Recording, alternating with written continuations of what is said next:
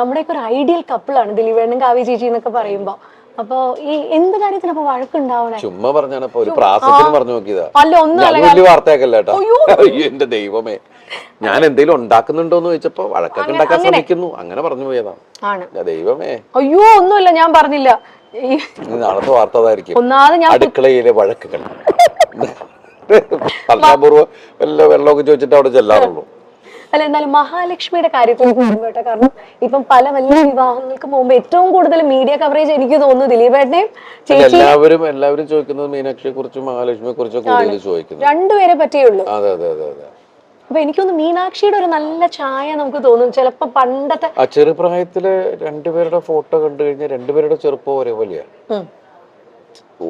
നമുക്ക് തന്നെ പിന്നീട് കൺഫ്യൂഷൻ ആയിട്ടുണ്ട്. എന്നുവെച്ചാൽ ഇതിൽ ഏത് അങ്ങനെ വന്ന ഒരു ടൈം ഉണ്ടായിരുന്നു. ഇപ്പൊ കുറച്ച് വ്യത്യാസമായി, ആൾക്കാർ വളരുമ്പോ അതിന്റേതായ കുറച്ച് വ്യത്യാസം. കുറുമ്പുണ്ടെന്ന് ദിലീപേട്ടൻ പറഞ്ഞിട്ടുണ്ടായിരുന്നു. ഇപ്പോഴും ഉണ്ടോ ദിലീപേട്ട? നല്ല കുറുമ്പാണ്, നല്ല കുറുമ്പ്. ഇപ്പൊ കറക്ഷനൊക്കെ ഉണ്ട്, സ്കൂളിൽ പോയിട്ട് വരുന്ന സമയത്തുള്ള കറക്ഷനൊക്കെ ഉണ്ട്. ഇപ്പൊ ഞങ്ങള് ഒരു യാത്ര പോയിട്ടുണ്ടായിരുന്നു ഹോങ്കോങ്ങില്.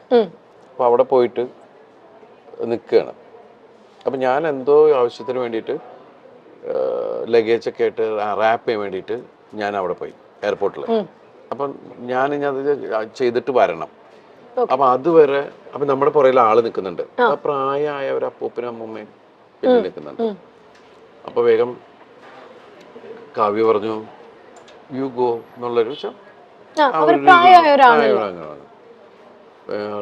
അമ്മ that's not correct, it's a command.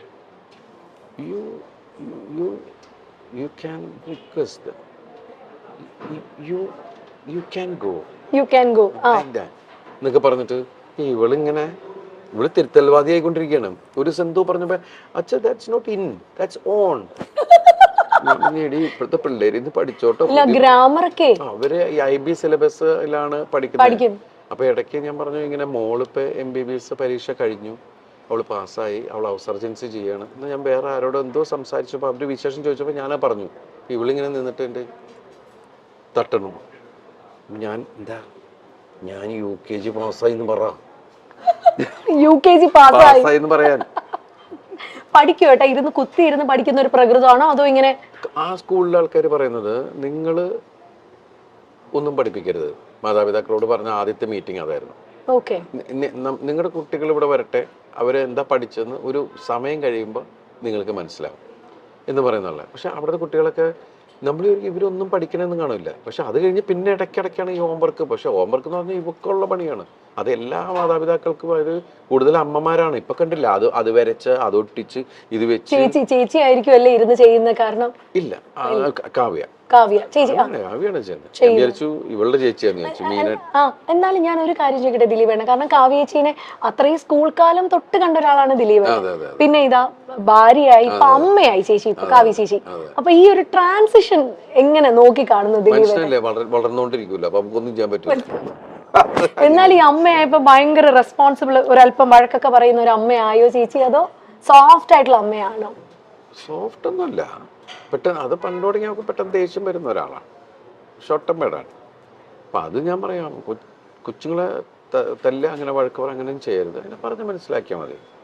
പിള്ളേർക്കൊക്കെ നമ്മൾ ഏത് കുട്ടികളാണെങ്കിലും പറഞ്ഞ് മനസ്സിലാക്കി കഴിഞ്ഞാൽ അതിൻ്റെ ഒരു രീതിയിൽ അവർക്ക് മനസ്സിലാവും. അല്ല തല്ലപ്പെടുത്ത അങ്ങനത്തെ പരിപാടി മീനുട്ടിനെ ഇന്നവരെ തല്ലിയിട്ടില്ല. ഇപ്പൊ മീനുട്ടി പഠിച്ച് ഡോക്ടർ എന്ന് പറയുന്ന സ്ഥലത്ത് വരെ എത്തി. പക്ഷെ നമുക്ക് ദൈവം അനുഗ്രഹിച്ച് ഇന്നവരെ തല്ലിട്ട് വന്നിട്ടില്ല. അവളെ വളരെ ഇതായിട്ട് വിളിച്ചു കഴിഞ്ഞാൽ അപ്പം തന്നെ അവൾക്ക് മനസ്സിലാവും, ടോൺ മാറിയാൽ മനസ്സിലാവും. അപ്പൊ അതുമല്ല, നമ്മള് പല കുട്ടികൾ കുസൃതികൾ തന്നെയാണ്. ഇവക്കൊരടി കൊടുത്തിട്ടുണ്ട് ഞാൻ. കാരണം വെച്ചിട്ടുണ്ടെങ്കിൽ എന്തോ എടുത്തു വായില്ല, പക്ഷെ പിന്നീട് എടുത്തിട്ടില്ല. ആരെ പോയിട്ട് പുറകെ പോയിട്ട് പിടിക്കുക. അപ്പൊ ആദ്യം തുടരുന്ന് പറഞ്ഞു, പക്ഷെ നോക്കിയിട്ട് പിന്നെയും പോവുക. അപ്പോ അതോടുകൂടി അപ്പം. പക്ഷെ എനിക്ക് തോന്നുന്നു ദിലീപേട്ട ഭയങ്കര നേരം പോക്കായിരിക്കും ആളും കൂടെ ഉള്ള സമയത്തൊക്കെ. കാരണം വെച്ചാൽ ഞാൻ മീനാക്ഷി ഉള്ള സമയത്ത് ശരിക്കും പറഞ്ഞാല് എനിക്കത് മിസ് ചെയ്തിരുന്നു. കാരണം ആ സമയത്ത് എൻ്റെ സിനിമകൾക്ക് ഭയങ്കര ഹിറ്റുകളും ഞാൻ ഓരോ സിനിമയുടെ പുറകെ ഇങ്ങനെ കണ്ടിന്യൂസ് സിനിമയുടെ പുറകെ പോകല. അപ്പൊ ആ സമയത്ത് ശരിക്കും പറഞ്ഞാൽ ആ പ്രായം എനിക്ക് ആസ്വദിക്കാൻ പറ്റിയിട്ടില്ല. ആ 2-3 വയസ്സ് എന്ന് പറയുന്നത് ശരിക്കും മിസ്സിങ് തന്നെയാണ്. അതെനിക്ക് ഇവിടെ കിട്ടി. കാരണം ആ സമയത്ത് ശരിക്കും കോവിഡ് കോവിഡായി വീട്ടിലായി എല്ലാം ആയിരുന്നപ്പോ എനിക്ക് അതിൽ വേറൊരു സങ്കടം എന്ന് വെച്ചിട്ടുണ്ടെങ്കിൽ ഞാൻ 1.5 വർഷം പുറത്തേക്ക് പോകുന്നില്ല നമ്മളാരും. പിന്നെ ഞാൻ പോയത് നാദൃശ്വരം മോളുടെ ഐഷുവിന്റെ കല്യാണത്തിനാണ് പോയത്. പക്ഷെ ദൈവം അനുകരിച്ച് അപ്പൊന്നും എനിക്ക് വീട്ടിൽ ആർക്കും കോവിഡ് കിട്ടിയില്ല. അത്രയും ക്രൗഡിന്റെ ഇടയിലാണ് നമ്മൾ പോയിരുന്നത്. എത്ര ദിവസം ഉണ്ടായിരുന്നു ആ കല്യാണം. അപ്പൊ എല്ലാവരും ഭയങ്കര ആവേശത്തിൽ അതിന്റെ ഇതിൽ നിൽക്കണം. നമ്മുടെ വീട്ടിലൊരു കല്യാണം നടക്കുന്ന പോലെയാണല്ല. അത് കഴിഞ്ഞ് പിന്നെ വേറൊരു സ്ഥലത്ത് പോയപ്പോൾ എവിടെയോ ഒരു എന്തിനോ ഫംഗ്ഷന് പോയപ്പോഴാണ് എനിക്ക് കിട്ടിയോ എന്നൊരു സംശയം. ഞാനാണെങ്കിൽ അങ്ങനെ എല്ലാവരെ കുറിച്ച്, കാരണം ഞങ്ങൾ 10-13 പേര് ഒരു വീട്ടിലാണ്.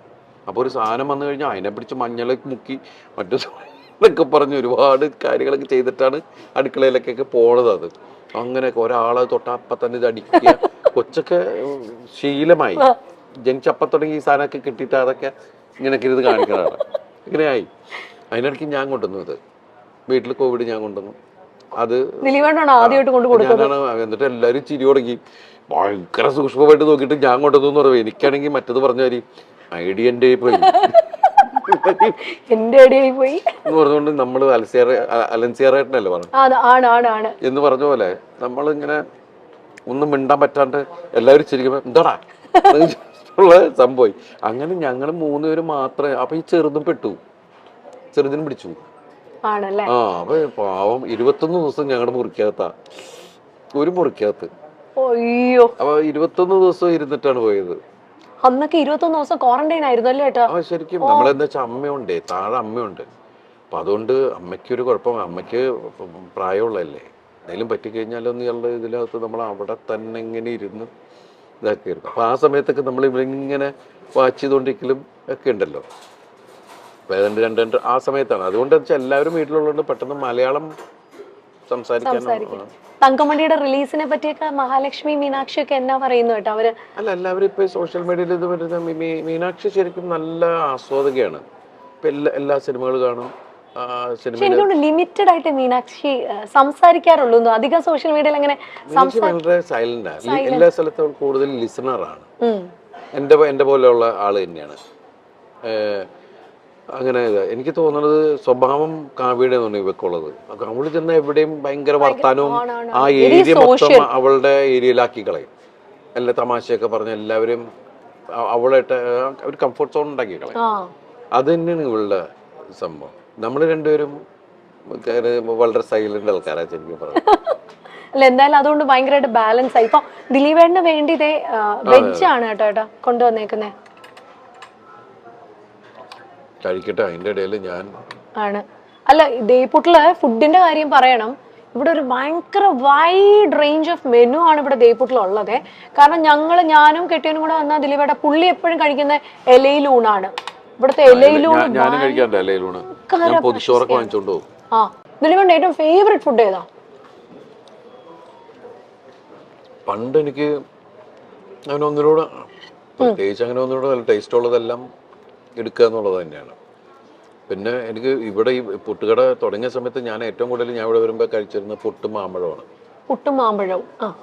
ഈ പുട്ടിന്റെ കൂടെ മാമ്പഴം പഴം പോലെ നല്ല പഴുത്ത മാമ്പഴമാണെങ്കിൽ നല്ല രസമാണ് കുഴച്ച് കഴിക്കാൻ. അതുപോലെ നല്ല ചൂട് പുട്ടിന്റെ കൂടെ പാലും പഞ്ചസാരയും ഒക്കെ നല്ല ടേസ്റ്റുള്ള കാര്യങ്ങളാണ്.